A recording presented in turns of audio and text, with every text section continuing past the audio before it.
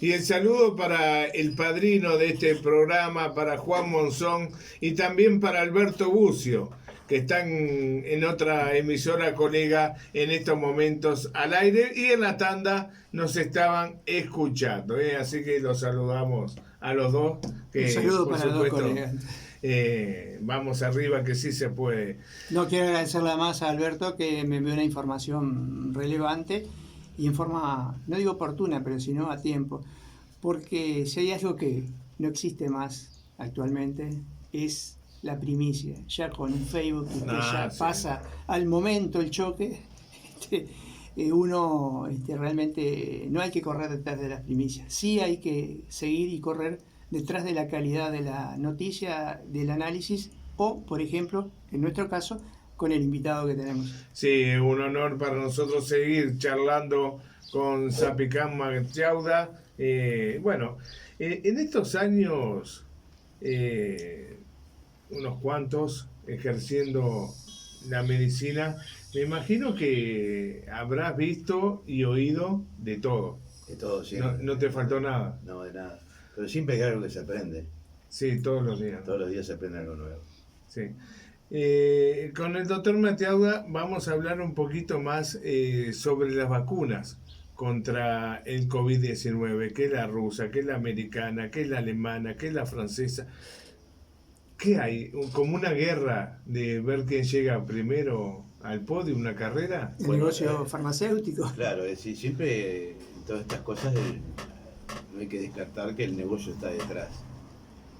Pero primero voy a explicarle un poco de las vacunas y después hablamos de las vacunas específicas para este tipo de virus, ¿verdad? Cuando empezamos la charla hablamos de los anticuerpos y los test de anticuerpos. ¿Qué es lo que hacen las vacunas? O sea, estimular el sistema inmunitario para generar anticuerpos y el organismo se defienda contra los virus y las bacterias. En el mundo hay muchísimas vacunas de todo tipo, ¿verdad? Nosotros acá en Uruguay conocemos algunas pocas, pero hay más de 100 vacunas, y específicamente en este tema del COVID-19 hay más de 100 empresas que empezaron con las vacunas. Las vacunas son estímulos de la inmunidad para que el organismo genere anticuerpos y combata a ese germen extraño que nos ataca. Hay vacunas a virus vivos, no son inocuas las vacunas, o sea que hay que mirarlo siempre con pinzas y con paréntesis. Hay vacunas a virus vivos, vacunas a virus atenuados, vacunas a virus muertos, vacunas a tozoides, como por ejemplo la del tétano. Hay vacunas muy buenas que incluso cambiaron la inmunidad, cambiaron la humanidad. Por ejemplo, cuando tuvo la polio, salió la vacuna de la polio y la liquidamos. ¿Qué es tozoide, doctor? Disculpe. Ahora te explico. La vacuna contra la rabia es una vacuna que hay que tener mucho cuidado, no puedes darla porque te da síntomas de rabia, es a virus atenuados. La vacuna contra la viruela, que liquidó la viruela, o sea que hay vacunas. Pero, y la vacuna con tozoides, que ya preguntaste, te digo. O sea, hay organismos como el tétano que produce dentro de sus contagios una toxina. Entonces, en vez de hacer una vacuna contra el virus del tétano, o la bacteria, perdón, del tétano, me expliqué mal, la hacen contra el tozoide. O sea, contra ese elemento que genera el virus o la bacteria. Y le das anticuerpos, entonces ese anticuerpo que produce el organismo ataca o mata cuando la persona es infectada por el tétano. Esa es una de las mejores vacunas a tozoide. Antes, ¿se acuerdan? A la gente joven, cuando empezó la vacuna del tétano, en las primeras etapas como esta, nos daban el suero antitetánico, que lo traían de Butantan, que lo ponían en el caballo, le sacaban al caballo los anticuerpos. Ese es un método, pero en vez de que el organismo generara anticuerpos, ya te daban los anticuerpos. Con el COVID lo están haciendo los argentinos, pero con resultado regular. ¿Me explico? O sea, le dan el caballo genera, por ejemplo, y le das el suero del caballo, y le estás dando ya los anticuerpos. Pero Sí. anticuerpos sobreviven dentro del organismo porque no es lo mismo que te den el anticuerpo que tu organismo genere el anticuerpo. Por supuesto que tiene menor vida, pero ante una infección tetánica y que la persona se pueda morir, yo al final de esto veo una frase de Cicerón, de ahí el tema de las vacunas. Ante que la persona se pueda morir por el tétano, prefiero darle en aquel tiempo, darle, además de la vacuna, después vino la vacuna, el suero antitetánico, que si bien demoraba o estaba poco tiempo los anticuerpos, Sí. curaba a la persona que se podía morir de tétano. Claro. Pasa lo mismo con el COVID. Pero los resultados no han sido muy buenos. Lo que sí pienso que pueden ser buenos, estimular el sistema inmunitario, ya sea con el tipo de vacuna que venga, y ahora hablamos de las vacunas, de esas vacunas para el COVID-19, que hay un montón de vacunas. Pero hay como 10 que están en las gateras, como dicen, por largar. Está la vacuna de Pfizer, que tiene un problema y de que tiene que trabajar o actúa a menos 70 grados, lo cual no a todo el mundo va a ser posible tenerla. La vacuna americana, que es la Moderna, que aparentemente actúa a menos 20 grados, también complicada. La vacuna rusa, que ya saben que creo que en Brasil se está dando. La vacuna china.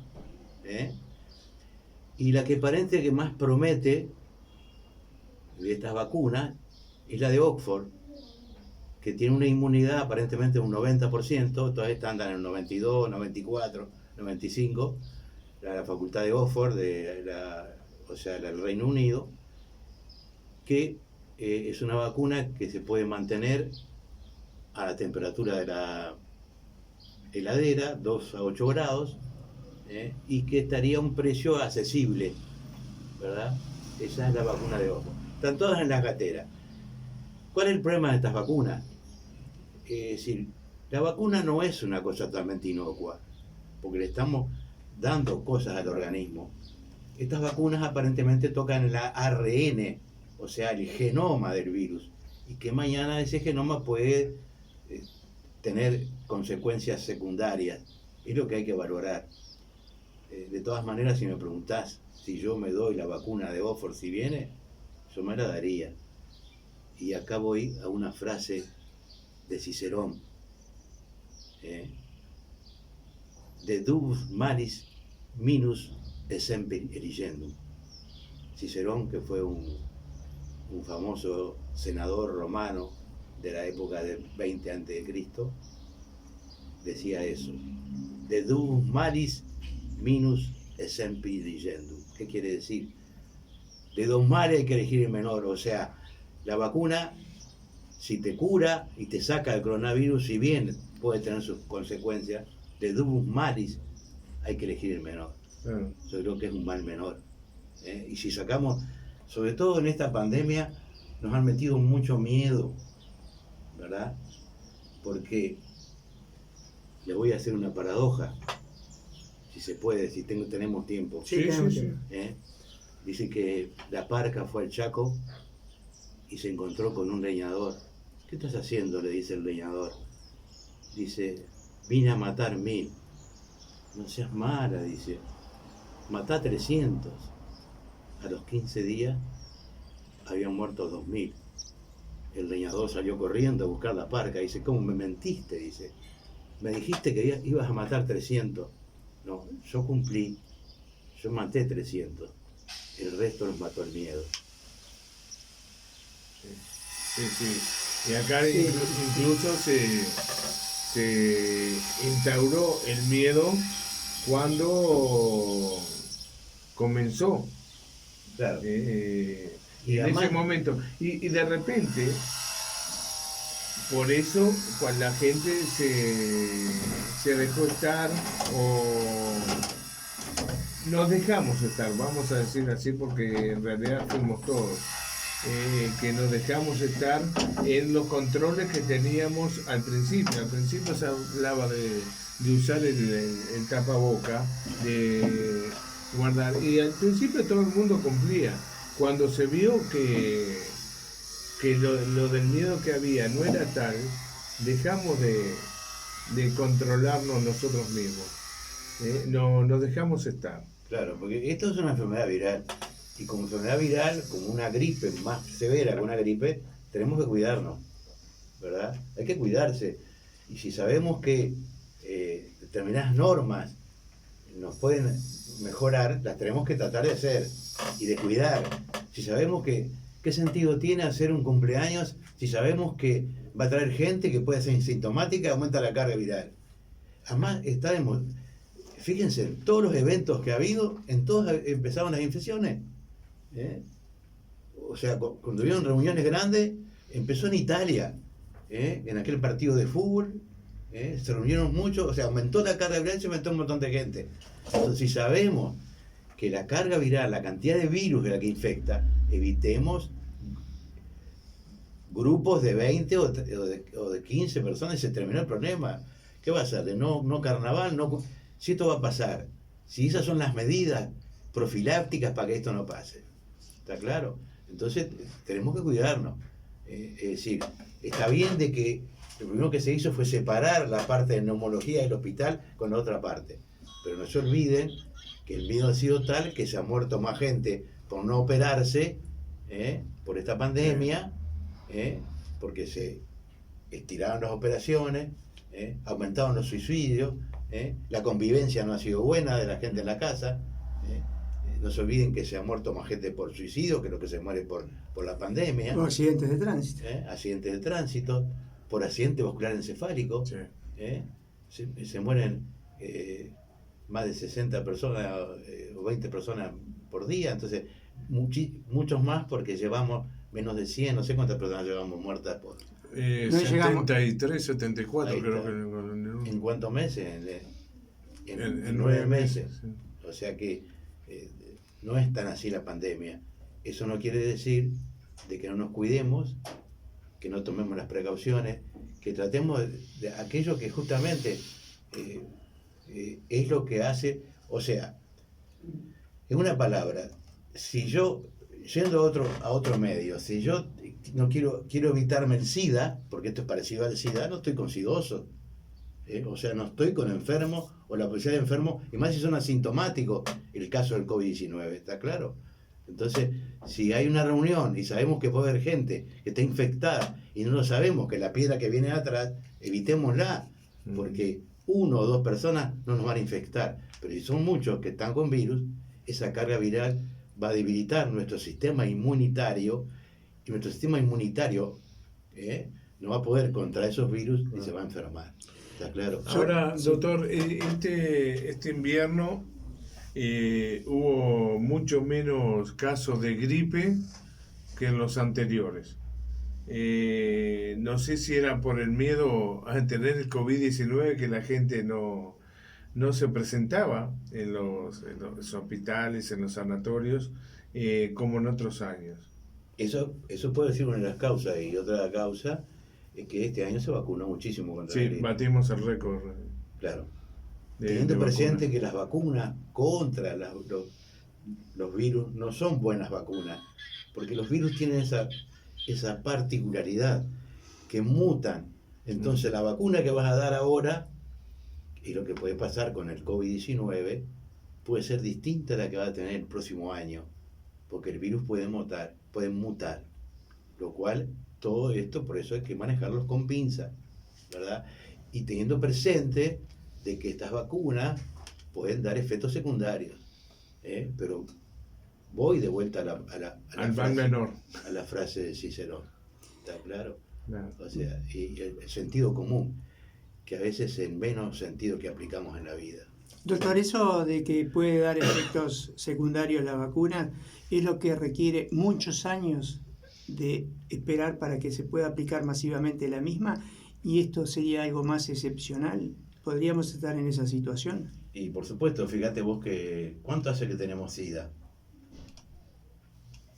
Hace 30 años que estamos buscando la vacuna del SIDA y no la hemos conseguido. Y la que se consiguió, porque hay una vacuna del SIDA que se dio en África, dio tantos efectos secundarios que es peor tener la enfermedad. O sea que todo con pinza, está claro. Por eso que el estudio de muchos años de una vacuna es muy importante. Porque habían dicho que ya para esta época teníamos la vacuna, sin embargo, se ha ido dilatando con buen criterio, creo, ¿no? Con las salvedades del caso. Con las salvedades del caso. Sí. Hablando de SIDA como enfermedad de transmisión sexual, vamos a pasar a otra. Sí, señor. Vamos a hablar de la sífilis, porque hay aumento de casos de sífilis acá en Paysandú, sobre todo en todo el Uruguay, pero acá en Paysandú es lo que nos interesa a nosotros. Bueno, mira, yo como médico te puedo decir que sífilis siempre hubo y la veo permanentemente. No te quiero decir, pero estoy viendo a veces una por semana. Y eso que soy un médico veterano, viejo y que no tengo tantos pacientes como otros médicos. Pero sífilis siempre hay. Es una enfermedad sexual que sí se puede, esa sí se puede evitar con el preservativo. Cosa que el SIDA no. ¿Por qué? No, te voy a decir por qué, porque usted no me pregunta por qué. No. Claro, ahí está el tema. Hablamos al principio del tema de los tamaños. Es decir, que yo en forma jocosa dije que para cubrirme de los mosquitos iba a poner un alambrado de 7 hilos, para que se entendiera. Claro. El preservativo es un plástico, o es una goma, o un plástico, que tiene poros. La sífilis es un treponema. Por el poro del preservativo no pasa el treponema, que es más grande que una bacteria, y por lo tanto lo contiene. Pero sí pasa el virus del SIDA. Por eso cuando nosotros le decimos a los jóvenes, y pasa lo mismo con el tapaboca, que lo prevenimos con un preservativo, le estamos mintiendo. Tenemos que decir la verdad, que algo lo contiene, pero que no lo prevenimos. Y hay una simple respuesta, grande como esta casa. Si es verdad que el preservativo te inmuniza del SIDA, tenía que haber menos SIDA y siempre hay más SIDA, lo cual es una tremenda mentira. En cambio, con respecto a la sífilis, sí, porque el treponema pallidum no pasa por el poro del preservativo y se contagia por la sangre, tal como el SIDA, y también por el semen. ¿Está claro? Esa es la realidad, que no me preguntaste y yo te la contesto. Pero ¿a qué se debe el aumento de casos? Si bien siempre hubo, estamos casi al mismo nivel que en otra época, ya hace muchos años. Y es probablemente por descontrol, porque no se cuidan, porque, es decir, eso se desparrama, o sea, si uno tiene sífilis,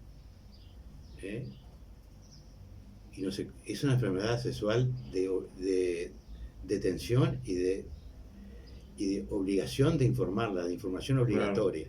Claro. Y no se trata, como el síntoma es muy poco, es el chancro, el contagio por el chancro, tiene muy pocos síntomas, ¿verdad? Si no se trata, esa persona que tiene contagia a otro y ese contagia a otro más, es decir, es como el contagio no es aritmético, es geométrico. Y probablemente que haya habido un descuido con respecto sobre todo a la higiene. Es muy importante la higiene en estas enfermedades, ¿verdad? Y si no se trata, ¿qué consecuencias puede tener?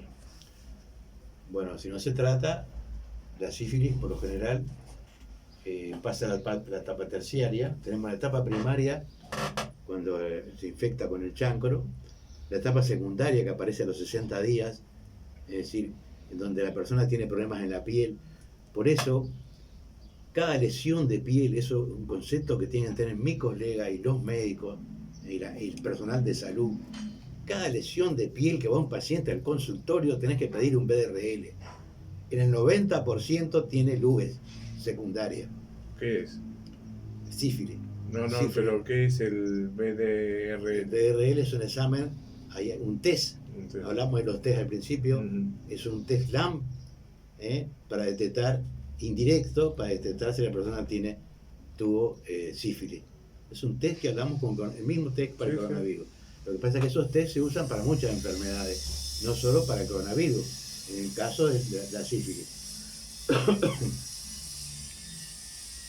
Y pasamos, si esa persona no se trata, pasa a la parte terciaria, la sífilis terciaria, que aparece recién a los 20 años. El tipo está toda la vida con sífilis y le aparece una enfermedad, por ejemplo, neurológica, la TAVES, o sea, tiene problemas en los miembros, dificultad para caminar, tiene camina en forma oscilante, porque está afectada el sistema nervioso a la altura de la médula, se llama TAVES, afecta el cerebro y el corazón, y en el corazón produce valvulopatía, sobre todo insuficiencia mitral, insuficiencia aórtica. Porque, ¿qué pasa? La enfermedad terciaria de la sífilis, los treponemas, que son como unos bichitos, como unos mosquitos, chiquititos, hacen nidos, y esos nidos se guardan o se quedan en la médula, en las cavidades cardíacas, y ahí es donde producen la insuficiencia aórtica, la insuficiencia mitral y la insuficiencia cardíaca del sifilítico de tercer grado. Pero hay otra situación, doctor, que también debería preocuparnos.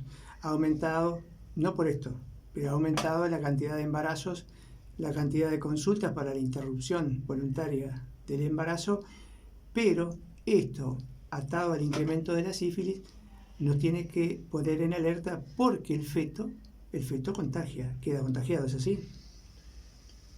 Hay una sífilis connatal, no todo, no siempre. No siempre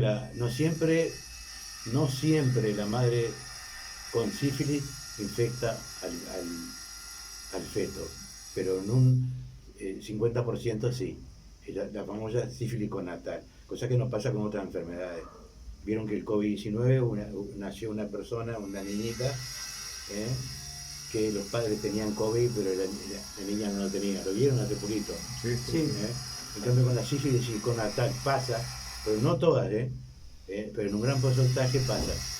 Lo que pasa es que también ahora se ha difundido, la gente también lee, y bueno, y hace la introducción del embarazo cuando necesita, cosa que antes ni siquiera tenía información. ¿Me explico? La información y lo que hacen ustedes es muy importante para que la gente se informe. Clarito. Y vamos a seguir conversando, doctor, de otros temas con usted. Le vamos a volver a invitar. Se fue la hora. Se fue la hora. Quedaron algunos temas para tratar. Sí, por supuesto que quedan muchas preguntas y quedan otros temas, como decía Marcelo, para tratar, así que le vamos a pedir al doctor para que venga algún otro día y continuemos con esta charla. Espero que haya sido claro, porque a veces estos temas no son fáciles. Y bueno, es importante que el oyente, cuando pueda, lea, porque el saber no ocupa lugar. Eso lo decía un tío mío, un tío abuelo mío, Clemente Estable. Muy bien. Me decía siempre, el saber no ocupa lugar. Muchas gracias, doctor. Y a las órdenes. Gracias.